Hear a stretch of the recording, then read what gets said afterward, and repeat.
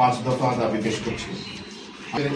সুস্পষ্টভাবে বলতে চাই, এ সকল দাবি কেবল রাজনৈতিক দৃষ্টিকোণ থেকে নয়, বরং দেশের স্বাধীনতা, সার্বভৌমত্ব, জনগণের মৌলিক অধিকার, ন্যায়পরায়ণতা ও জাতীয় নিরাপত্তার স্বার্থে এই দাবিগুলো আমরা পেশ করছি। তো বাস্তবায়ন হবে দেশের আলোকিত ভবিষ্যতের জন্য কল্যাণকর জুলাই বিপ্লবের আকাঙ্ক্ষা বাস্তবায়ন এবং সরকারের প্রতিশ্রুতির প্রতিফলন।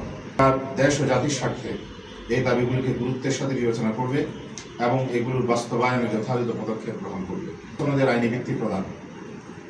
জুলাই সনদ হল ফ্যাসিবাদ, বৈষম্য ও বিচারের বিরুদ্ধে ছাত্র জনতার সংগ্রাম ও আত্মত্যাগের ঐতিহাসিক দলিল। এটি নিছক একটি কাগজে ঘোষণাপত্র নয়, বরং নতুন বাংলাদেশ বিনির্মাণে জন আকাঙ্ক্ষার প্রতিফলন।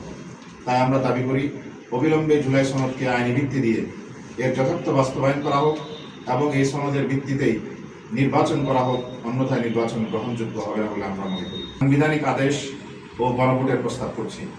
এখানে উল্লেখ্য যে 2013 সালে শাপলা চত্বরে রক্তের স্রোতধারায় 24 জুলাইয়ের গণঅভ্যুত্থানের চেতনা উদ্গীরণ, অথচ ইতিপূর্বে ঘোষিত জুলাই ঘোষণাপত্রে শাপলার গণহত্যার উল্লেখ ছিল না। এর ঐতিহাসিক দায় আমরা মনে করি মাননীয় প্রধান উপদেষ্টা ডক্টর মোহাম্মদ ইউনূস এবং বর্তমান অন্তর্বর্তীকালীন সরকারকেই নিতে হবে। সুতরাং জুলাই ঘোষণাপত্রের মতোই জুলাই সনদও যেন কাগজে এবং অকার্যকর না হয়ে যায়, সেই ব্যাপারে যথাযথ পদক্ষেপ গ্রহণ করতে হবে। সর্বোপরি আমরা জুলাই সনদের ভিত্তিতে ত্রয়োদশ জাতীয় সংসদ নির্বাচনের দাবি জানাই। আওয়ামী দোসর ও আধিপত্যবাদী ভারতীয় এজেন্ট, জাতীয় পার্টি এবং 14 দলের রাজনৈতিক কার্যক্রম নিষিদ্ধ করা। প্রমাণ হয়েছে যে জাতীয় পার্টি ও 14 দল এদেশে ভারতীয় আধিপত্যবাদের এজেন্ট এবং আওয়ামী লীগের দোসর। তারা ঘাপটি মেরে থেকে 24 ঐতিহাসিক গণ অভ্যুত্থানকে ব্যর্থ করার জন্য বহুমুখী ষড়যন্ত্র করছে। তারা ফ্যাসিবাদী শাসনের 16 বছর ভারতীয় এজেন্ডা স্বৈরাচারী হাসিনার সঙ্গ দিয়েছে, ভারতীয় এজেন্ডা বাস্তবায়নে স্বৈরাচারী শেখ হাসিনার সঙ্গ দিয়েছে। এমত অবস্থায় এখন আবার এদের ঘাড়ে ভর করে পলাতক আওয়ামী লীগকে পুনর্বাসন করতে দেশি বিদেশি চক্রান্ত শুরু হয়েছে। এমত অবস্থায় ফ্যাসিবাদের প্রধান সহযোগী জাতীয় পার্টি সহ আওয়ামী দোসরদের রাজনৈতিক কার্যক্রম অবিলম্বে নিষিদ্ধ ঘোষণা করতে হবে। জুলাই ও শাপলা সহ সকল গণহত্যায় দায়ী এবং দুর্নীতিবাজদের বিচার নিশ্চিত করা। 2024 সালের জুলাই আগস্টের গণঅভ্যুত্থানে ফ্যাসিবাদী সরকারের গণহত্যা বাংলাদেশের ইতিহাসে এক ভয়াবহ রক্তিম অধ্যায়। তাতে 2013 সালে শাপলা চত্বরে সংঘটিত মর্মান্তিক হত্যাযজ্ঞ ইতিহাসের এক রক্তিম ট্র্যাজেডি। অবিলম্বে জুলাই ও শাপলা সহ ফ্যাসিবাদী সরকারের পৃষ্ঠপোষকতায় সংঘটিত যাবতীয় হত্যাযজ্ঞের দায়ীদের বিচারের আওতায় আনতে হবে এবং এর বিচারের দৃশ্যমান অগ্রগতি নিশ্চিত করতে হবে। শহীদদের রক্তের প্রতি সম্মান এবং জাতীয় ঐক্যের এক উজ্জ্বল মাইলফলক।